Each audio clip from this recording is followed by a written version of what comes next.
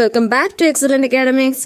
നമ്മൾ നോക്കാൻ പോകുന്നത് SSLC ബയോളജിയിലെ സെക്കൻഡ് ചാപ്റ്റർ ആയിട്ടുള്ള വിൻഡോസ് ഓഫ് നോളജ്, അതിലെ ഇയറിന്റെ പാർട്ടാണ് ഇത് നോക്കാൻ പോകുന്നത്. സോ നമ്മൾ കഴിഞ്ഞ പാർട്ടിൽ എന്ത് നോക്കിയിരുന്നു? ഐയുടെ സ്ട്രക്ചറും അതുപോലെ തന്നെ കെമിക്കൽ വിഷൻ ഓഫ് ഐയും നമ്മൾ നോക്കിയിരുന്നു. ഇത് നമ്മൾ നോക്കാൻ പോകുന്നത് ഇയറിന്റെ സ്ട്രക്ചറും അതോടൊപ്പം ഇയറിലൂടെ നമ്മൾ എങ്ങനെയാണ് ഹിയറിംഗ് പോസിബിൾ ആവുന്നത് എന്നുള്ളതുമാണ്. സോ നമുക്ക് വേഗം വീഡിയോയിലേക്ക് പോവാം. അപ്പോൾ മക്കളെ, നിങ്ങൾ കാണുന്നതാണ് നമ്മുടെ ഇയറിന്റെ സ്ട്രക്ചർ എന്ന് പറയുന്നത്.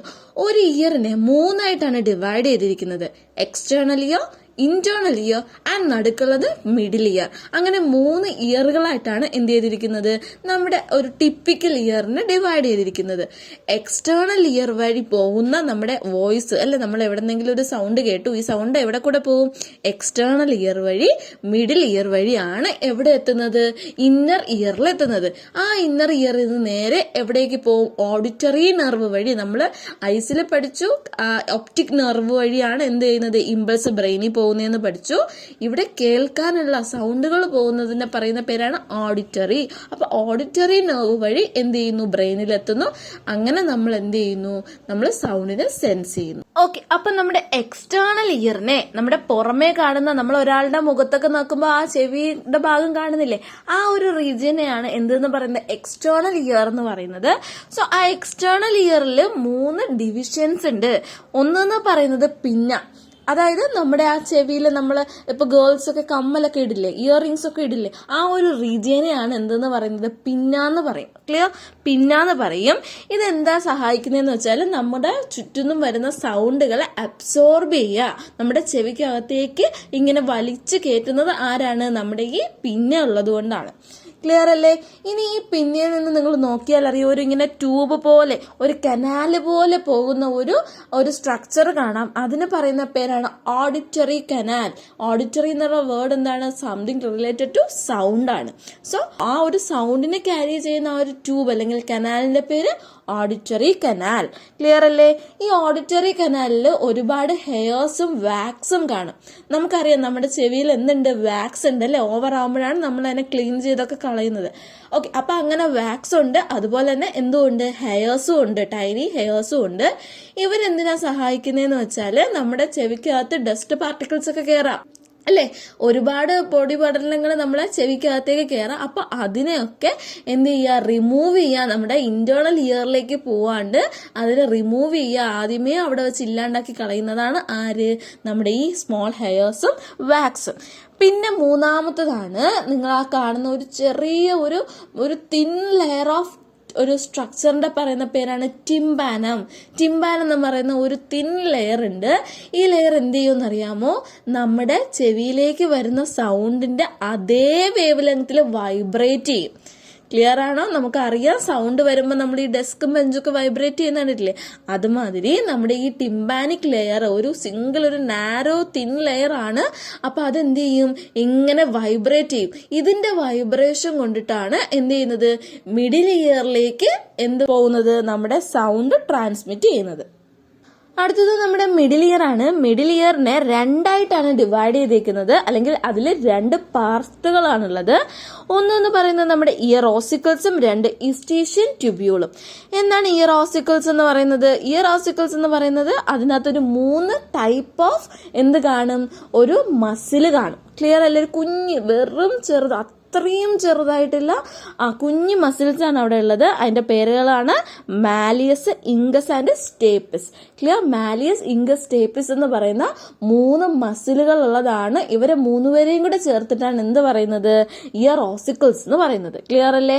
ഇയർ ഓസിക്കിൾസ് എന്ത് ചെയ്യുമെന്ന് അറിയാമോ? നമ്മുടെ ടിംബാനിക് മെമ്പറൈൻ വൈബ്രേറ്റ് ചെയ്യുമെന്ന് പറഞ്ഞു. എക്സ്റ്റേണൽ ഇയറിലെ ടിംബാനിക് മെമ്പറൈൻ വൈബ്രേറ്റ് ചെയ്യുമ്പോൾ ആ വൈബ്രേഷനെ പിടിച്ച് മിഡിൽ ഇയറിലേക്ക് ട്രാൻസ്മിറ്റ് ചെയ്യുക, അല്ലെങ്കിൽ ഇന്നർ ഇയറിലേക്ക് ട്രാൻസ്മിറ്റ് ചെയ്യുക. ഫർദർ ട്രാൻസ്മിറ്റ് ചെയ്യുന്നത് ആരാണ്? നമ്മുടെ ഈ ഇയർ ഓസിക്കിൾസ് ആണ്. ഇത് നമ്മുടെ സൗണ്ട് വേവിന്റെ അതേ ആംപ്ലിറ്റ്യൂഡിൽ എന്ത് ചെയ്യും? വൈബ്രേറ്റ് ചെയ്യും. ക്ലിയർ അല്ലേടാ? ഇനി നമ്മുടെ ഈസ്റ്റേഷ്യൻ ട്യൂബ്യൂൾ എന്താ ചെയ്യുന്നത്? നമ്മുടെ ചെവിനെ നമ്മുടെ തൊണ്ട ഒക്കെ ആയിട്ട് കണക്ട് ചെയ്യുന്ന ഒരു നാരോ ട്യൂബ് ലൈക്ക് സ്ട്രക്ചറിനെയാണ് എന്തെന്ന് പറയുന്നത്? നമ്മുടെ ഈസ്റ്റേഷ്യൻ ട്യൂബ്യൂൾ എന്ന് പറയുന്ന ഒരു ട്യൂബിലേക്ക് സ്ട്രക്ചറാണ്. അതിനെയാണ് ഫാരിങ്സ് എന്ന് പറയും അല്ലെ.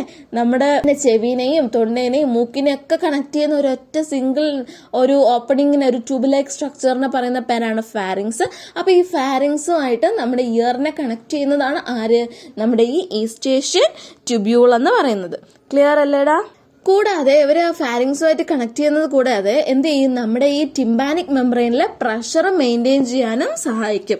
അതായത് ഭയങ്കരമായിട്ട് നമ്മൾ ഈ ഹെഡ്ഫോണൊക്കെ ഭയങ്കര ലൗഡർ സൗണ്ടിലിട്ട് കേൾക്കാൻ പാടില്ല എന്ന് പറയും ഇല്ലേ. അതിന് കാരണം എന്താ, ഭയങ്കരമായിട്ട് സൗണ്ട് അടിച്ചു കയറിയാൽ നമ്മുടെ ടിംബാനിക് മെംബ്രെയിൻ എന്ന് പറയാൻ അത്രയും ചെറുതാണ്.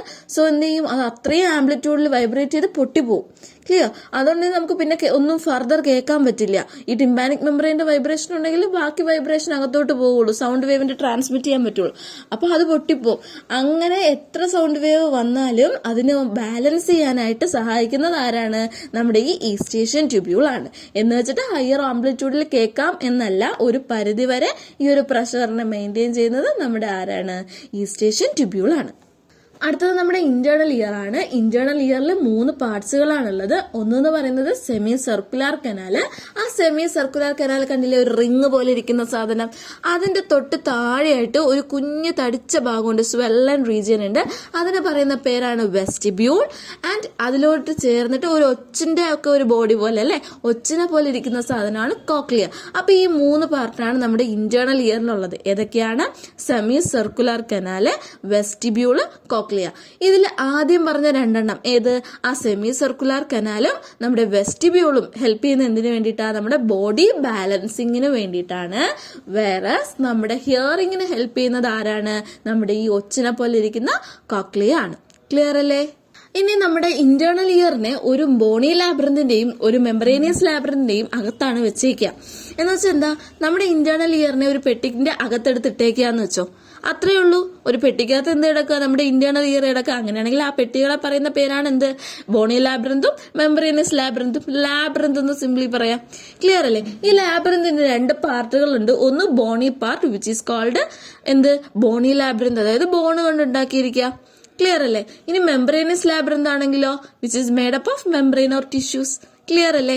ഇനി ഒരു ബോണി ലാബ്രന്തിന്റെയും ഒരു മെംബ്രേനിയസ് ലാബ്രന്റിന്റെയും ഇടയ്ക്ക് കുറച്ച് ഫ്ലൂയിഡ് ഫിൽഡ് സബ്സ്റ്റൻസസ് കാണപ്പെടും. അതിന് പറയുന്ന പേരാണ് എൻഡോലിംഫ്.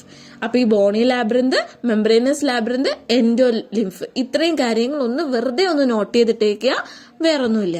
അടുത്തത് നമ്മൾ എങ്ങനെയാണ് ഹിയറിംഗ് പോസിബിൾ ആവുന്നതെന്നാണ് നോക്കാൻ പോകുന്നത്.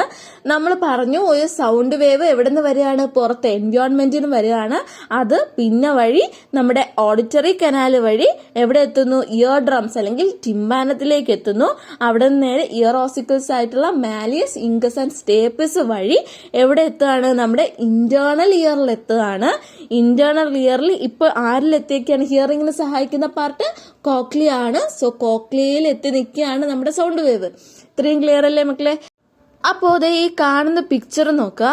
ഇതാണ് നമ്മുടെ ഒരു കോക്ലിയനെ എന്ത് ചെയ്ത് ഇങ്ങനെ ചുരുണ്ട് ഒരു സ്നെയിലിനെ പോലെ, ഒരു ഒച്ചിനെ പോലെ ഇരിക്കുന്ന കോക്ലിയനെ പിടിച്ച് നിവർത്തി വെച്ചേക്കാണ്. അതാണ് നിങ്ങൾ ഈ കാണുന്ന സ്ട്രക്ചർ എന്ന് പറയുന്നത്. ക്ലിയർ അല്ലേ? ഈ ഒരു സ്ട്രക്ചറിൽ നമ്മൾ പറയാത്തൊരു 2 ഭാഗങ്ങളുണ്ട്, ഓവൽ വിൻഡോയും റൗണ്ട് വിൻഡോയും. എന്താണ് ഓവൽ വിൻഡോ എന്ന് നോക്കിയേ, നമ്മുടെ മാലിയസ്, ഇൻകസ്, സ്റ്റേപ്പിസ്, മിഡിൽ ഇയറിലുള്ള ഇയർ ഓസിക്കിൾസ് അല്ലെ, ഇതുവഴി നമ്മുടെ ഇയറിലെ സൗണ്ട് എങ്ങോട്ടേക്ക് എത്തുമെന്ന് പറഞ്ഞു, നമ്മുടെ ഈ കോക്ലിയയിലാണ് എത്തുന്നതെന്ന് പറഞ്ഞു. അതിന് മുന്നേ ഉള്ള ഒരു മെംബ്രേനിയസ് ആയിട്ടുള്ള ഒരു ബൗണ്ടറിനെയാണ് എന്ത് പറയുന്നത്, ഓവൽ വിൻഡോ എന്ന് പറയുന്നത്. ക്ലിയർ അല്ലേ? നമ്മുടെ ഇന്റേണൽ ഇയറിനെയും നമ്മുടെ മിഡിൽ ഇയറിന്റെ ഇടയ്ക്ക് കാണുന്ന ഒരു മെംബ്രേനിയസ് ആയിട്ടുള്ള ഒരു സ്ട്രക്ചറിനെയാണ് എന്ത് പറയാ, ഓവൽ വിൻഡോ എന്ന് പറയുന്നത്. ഇതെന്ത് ചെയ്യുമെന്ന് അറിയാമോ, ഈ ഓവൽ വിൻഡോ ഈ നമ്മൾ ടിംബാനം വൈബ്രേറ്റ് ചെയ്യുന്നു, അസ് എ റിസൾട്ട് മാലിയസും, ഇൻകസും, സ്റ്റേപ്പിസും അതിനെക്കാളും വൈബ്രേറ്റ് ചെയ്യുന്നു. അങ്ങനെ ആ സൗണ്ട് വേവിനെ ആംപ്ലിഫൈ ചെയ്ത് നമ്മുടെ ഇന്റേണൽ ഇയറിലേക്ക് കൊടുക്കുന്നത് ആരാണ്, നമ്മുടെ ഈ ഇയർ ഓസിക്കിൾസ് ആണ്. അപ്പൊ ഇപ്പൊ സൗണ്ട് വേവ് എവിടെ എത്തി, ആ ഇയർ ഓസിക്കിൾസ് വഴി, നിങ്ങൾ ആ പിക്ചർ നോക്കണം, ഇയർ ഓസിക്കിൾസ് വഴി എവിടെ എത്തി, നമ്മുടെ ഈ കോക്ലിയയിൽ എത്തി നിൽക്കുകയാണ്. ക്ലിയർ അല്ലേ? അപ്പോൾ നമ്മുടെ ഈ ഓവൽ വിൻഡോ വഴി നമ്മുടെ സൗണ്ട് ഇപ്പോൾ എവിടെ എത്തി? ആ നിവർത്തി വെച്ചേക്കുന്ന കോക്ലിയയുടെ അകത്തെത്തി. കോക്ലിയയുടെ അകത്ത് എന്ന് പറയുമ്പോൾ എന്താണ്? ഫ്ലൂയിഡ് ഫിൽഡ് സ്ട്രക്ചർ ആണ്, അറിയാം. ഫ്ലൂയിഡ് ഉണ്ട്. ആ ഒരു ഫ്ലൂയിഡിനൊപ്പം നമ്മുടെ എന്ത് പോകണം? നമ്മുടെ സൗണ്ട് വേവ്സ് ഇങ്ങനെ ട്രാൻസ്മിറ്റ് ചെയ്യണം. അപ്പൊ ഈ ഫ്ലൂയിഡിന്റെ മൂവ്മെന്റ് ഇങ്ങനെ കൂട്ടി കൊടുക്കാനായിട്ട്, ട്രാൻസ്മിറ്റ് ചെയ്യാനായിട്ട് ഹെൽപ്പ് ചെയ്യുന്നത് ആരാണ്? നമ്മുടെ റൗണ്ട് വിൻഡോസ് ആണ്. അങ്ങനെ നമ്മുടെ ഈ കോക്ലിയർ ഫ്ലൂയിഡ് എന്ന് പറയും. കോക്ലിയയിലുള്ള ഫ്ലൂയിഡിന് എന്ത് പറയും? കോക്ലിയർ ഫ്ലൂയിഡ് എന്ന് പറയും. അത് മൂവ് ചെയ്താൽ അതിനകത്തുള്ള ഹെയർ സെൽസുകൾ എന്ത് ചെയ്യും മക്കളെ? മൂവ് ചെയ്യും. ക്ലിയർ അല്ലേ? ചെവിക്കകത്തുള്ള ഹെയർ സെൽസ്, ഞാൻ ഇന്റേണൽ ഇയറിലെ ഹെയറിനെ പറ്റിയാ പറയുന്നത്, കോക്ലിയയ്ക്ക് അകത്തുള്ള ഹെയറിനെ പറ്റിയാ പറയുന്നത്. അപ്പൊ അതെന്ത് ചെയ്യും? വൈബ്രേറ്റ് ചെയ്യാനായിട്ട് തുടങ്ങും. ആസ് എ റിസൾട്ട് ആ ഹെയർ സെൽസിൽ വൈബ്രേറ്റ് ചെയ്താൽ എന്ത് ഫോം ചെയ്യും? ഇമ്പൾസ് ഫോം ചെയ്യും, മെസ്സേജ് ഫോം ചെയ്യും. എന്തെന്ന്? ആ ഒരു സൗണ്ട് വന്നിട്ടുണ്ട്, ഇതെന്താണെന്ന് പറഞ്ഞു തരണം എന്നുള്ള രീതിയിൽ ഒരു മെസ്സേജ് ഫോം ചെയ്യും. അതിനെ നമ്മുടെ ഓഡിറ്ററി നെർവ് അല്ലെ, നമ്മുടെ സൗണ്ടുകൾ കൊണ്ടുപോകുന്ന ഞരമ്പിന് പറയുന്ന പേര് ഓഡിറ്ററി നെർവ്. ഈ ഓഡിറ്ററി നെർവ് നേരെ ബ്രെയിനിലേക്ക് കൊണ്ടുവരികയും ബ്രെയിനിൽ നമ്മുടെ സൗണ്ടിനെ സെൻസ് ചെയ്യുന്ന ഒരു സെന്റർ ഉണ്ടാവും. അവിടെ വെച്ചിട്ട് എന്ത് ചെയ്യുന്നു? നമ്മുടെ ആ കേട്ടത് എന്താണ് എന്ന് സെൻസ് ചെയ്യുകയും ചെയ്യുന്നു. ക്ലിയർ അല്ലേ? അപ്പൊ നിങ്ങൾ ഈ കാണുന്നതാണ് എന്ത്? നമ്മുടെ ഒരു പാത്ത് വേ ഓഫ് ഹിയറിംഗ് എന്ന് പറയുന്നത്. സൗണ്ട് വേവ്സ് പിന്നയിലെത്തുന്നു, പിന്നയിൽ നിന്ന് നേരെ ഓഡിറ്ററി കനാൽ, അവിടെ നിന്ന് ടിംപാനം, ഇയർ ഓസിക്കിൾസ് വഴി, എന്താണ് ഇയർ ഓസിക്കിൾസ് എന്ന് വെച്ചാൽ മാലിയസ്, ഇംഗസ്, സ്റ്റേപ്പിസ്, ആ 3 മസിൽസ്, അതുവഴി ഓവൽ വിൻഡോയിലേക്ക് എത്തുന്നു. അവിടെ നിന്ന് നേരെ ഓവൽ വിൻഡോയിലേക്ക് എത്തിയാൽ ഉടനെ എന്ത് ചെയ്യുന്നു? Movement of cochlear fluid happen ചെയ്യുന്നു. ആസ് എ റിസൾട്ട് ഹെയർ സെൽസുകൾ മൂവ് ചെയ്യുന്നു. ഹെയർ സെൽസുകൾ മൂവ് ചെയ്താൽ ഇമ്പൾസ് ഫോം ചെയ്യുന്നു. ആ ഇമ്പൾസ് ഓഡിറ്ററി നെർവ് വഴി ബ്രെയിനിലേക്ക് എത്തുന്നു. ബ്രെയിനിലെത്തിയാൽ ഹിയറിംഗ് പോസിബിൾ ആവുന്നു. ഇത്രയേ ഉള്ളൂ നമ്മുടെ ഹിയറിംഗ് എന്ന് പറയുന്നത്. ഇയറിന്റെ സ്ട്രക്ചർ പഠിച്ചൊരു കുട്ടിക്ക് ഇത് പഠിക്കാൻ യാതൊരു ബുദ്ധിമുട്ടും കാണില്ല. നിങ്ങൾ നല്ല തറോ ആയിട്ട് എന്ത് പഠിക്കുക? ആദ്യം ഇയറിന്റെ സ്ട്രക്ചർ പഠിക്കുക. വീഡിയോ വീണ്ടും വീണ്ടും കണ്ട് നിങ്ങൾ ഇയറിന്റെ ടെക്സ്റ്റ് ഒക്കെ വായിച്ച് ഇയറിന്റെ സ്ട്രക്ചർ പഠിക്കുക. External ear, middle ear and our inner ear, ഇതിന്റെ പാർട്സ് മെയിൻ ആയിട്ട് ശ്രദ്ധിച്ചു വെക്കുക. എക്സാം പോയിന്റ് ഓഫ് വ്യൂവിൽ ഭയങ്കര ഇമ്പോർട്ടന്റ് ആണ് ഇതിന്റെ പാത്ത് വേ എന്ന് പറയുന്നത്. അപ്പോൾ സ്ട്രക്ചർ പഠിച്ചാൽ പാത്ത് വേ എഴുതാൻ യാതൊരു പാടുമില്ല. സോ നന്നായിട്ട് പഠിക്കുക. ഇന്നത്തെ വീഡിയോ ഇത്രയേ ഉള്ളൂ. നിങ്ങൾക്ക് യൂസ്ഫുൾ ആയിട്ടുണ്ട്, മനസ്സിലായിട്ടുണ്ട് എന്നുണ്ടെങ്കിൽ നമ്മുടെ ചാനൽ ഒന്ന് സബ്സ്ക്രൈബ് ചെയ്തേക്കണേ. അതോടൊപ്പം നിങ്ങളുടെ ഫ്രണ്ട്സിന് ഷെയർ ചെയ്ത് കൊടുക്കാനും എന്തെങ്കിലും സജഷൻസോ ഡൗട്ടോ ഉണ്ടെന്നുണ്ടെങ്കിൽ കമന്റ് ബോക്സിൽ ഇടാനും മറക്കരുത്. So thank you.